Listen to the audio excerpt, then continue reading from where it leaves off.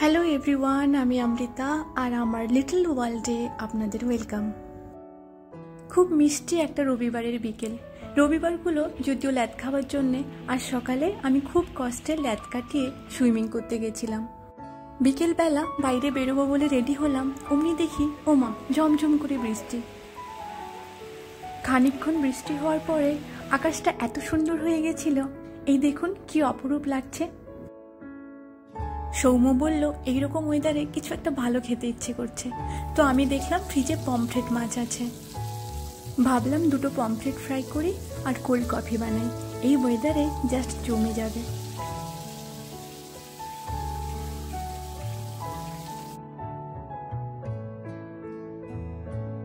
কিছুদিন থেকে শরীরটা ভালো নেই, তো আমার বর্মশাই বলল চলো তোমাকে শপিংয়ে নিয়ে যাই।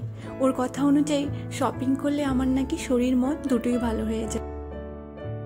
কথাটা অবশ্য ভুল নয়, একটা সময় ছিল যখন শপিং করলে সত্যিই সব কিছু ভালো লাগতো, মানে শপিং থেরাপির মতো কাজ করতো। বাট এখন আর খুব একটা এফেক্ট ফেলে না, কে জানে হয়তো বয়স হচ্ছে বলেই।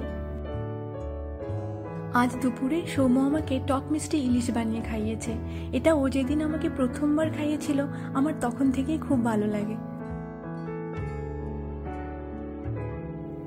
একটুখানি তেঁতুল আগে থেকে চটকে নিতে হবে, তারপরে কড়াইতে তেল দিয়ে 5 ফোড়ন আর কাঁচা লঙ্কা ফোড়ন দিয়ে একটু হলুদ গুঁড়ো আর লঙ্কা গুঁড়ো দিতে হবে। তারপরে একটু চিনি দিয়ে ওই তেঁতুলের জলটা দিয়ে ম্যারিনেট করে মাছটা ওর মধ্যে ছেড়ে দিতে হবে। এরপর ঢাকা দিয়ে 10-15 মিনিট অল্প আঁচে রান্না করলেই টক মিষ্টি ইলিশ রেডি। গরম গরম ভাতের সাথে খেতে কি যে ভালো লাগে এটা। আপনারা যারা কখনো এটা খাননি, একবার বানিয়ে খেয়ে দেখবেন, তারপরে আমাকে জানাবেন। সন্ধ্যেবেলা বৃষ্টি কমার পরে একটু অ্যাক্সিস মল গেলাম। আগে অ্যাক্সিস মলে এত ভিড় হতো না, এখন উইকেন্ডগুলোতে অ্যাক্সিস মলে এত ভিড় হয়। ঢুকেই দেখি জুডিওতে পুরো দুর্গাপুজোর মতো ভিড়। ব্যাপারটা কি জানার জন্য আমিও ভিতরে গিয়ে দেখলাম খুব সস্তায় জামা কাপড় পাওয়া যাচ্ছে। 300 টাকায় কুর্তি, ভাবা যায়।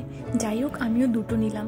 জানি না একবার ওয়াশ করার পরে কি অবস্থা হবে, তবে রেগুলার ইউজের জন্য খারাপ নয়। তাহলে ব্লগটা আমি এখানেই শেষ করছি। আপনারা সবাই খুব ভালো থাকবেন, আনন্দে থাকবেন। দেখা হচ্ছে নতুন একটা ব্লগে।